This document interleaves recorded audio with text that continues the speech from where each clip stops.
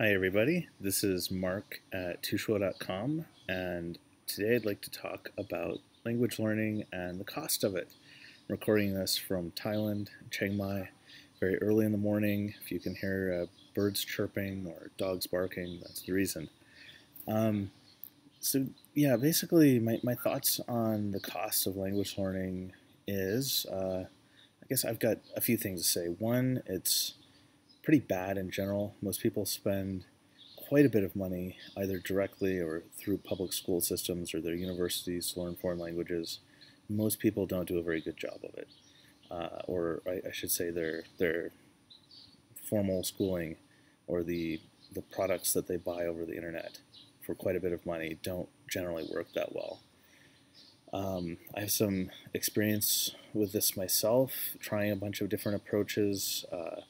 I studied French for years in high school and then even more in college and still didn't get to a useful level at all. I've spent money on expensive software that hasn't helped that much. Um, I do see some successful approaches. I used to run an English teaching school. I put my heart and soul into it.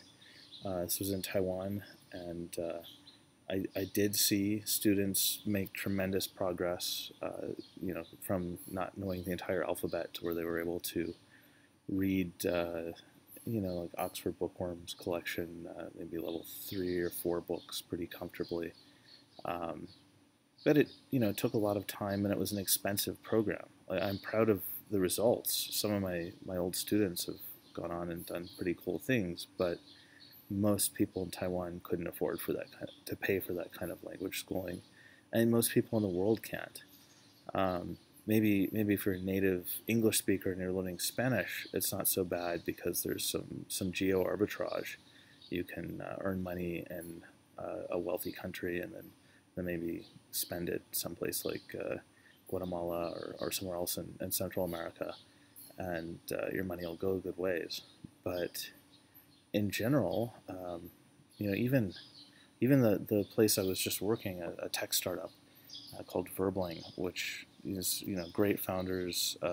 Really, I'm also proud of my work there, and I think the product's wonderful. But it's focused on one-on-one tutoring, and again, most people can't afford to spend $20 per hour to learn a language. I know if I wanted to learn French, for example, I would not go back to school to do it, but I also wouldn't, do it via online tutoring at $20 an hour, or even $10 an hour. So I think there are a few reasons for the difficulty everyone's having.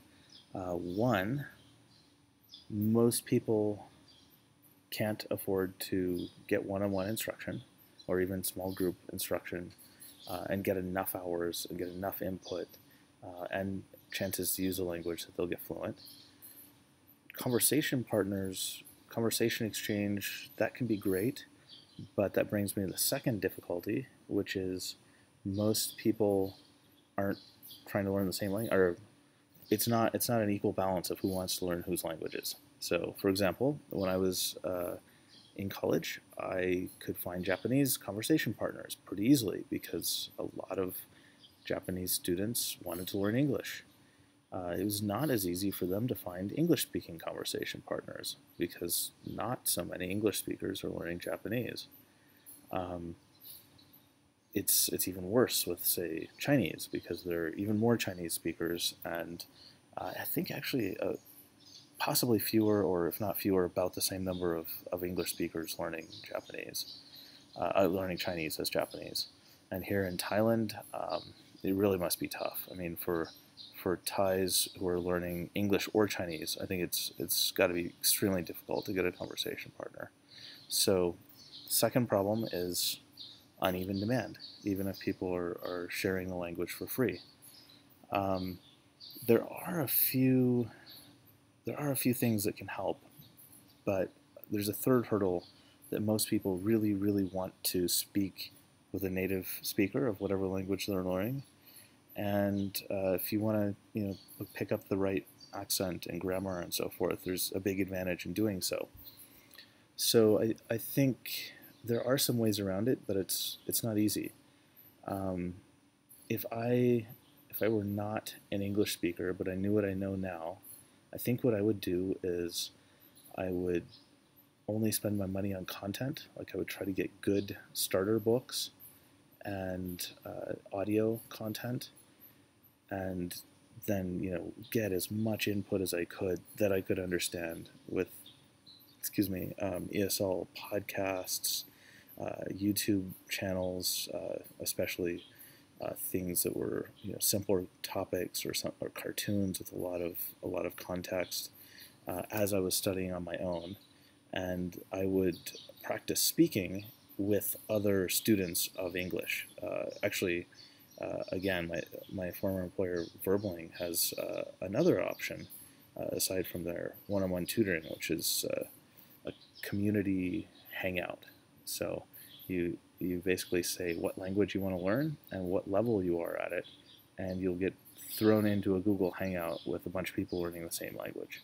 So it's obviously like most people learning English want an English speaker, but if they don't want to pay a teacher, and I totally understand why they wouldn't, it's not that bad. Like if you're a Spanish speaker and you can speak English with a native Japanese speaker and a native Korean speaker and a native Russian speaker, and you've all been getting input from like authentic English language materials, which isn't that hard thanks to Hollywood.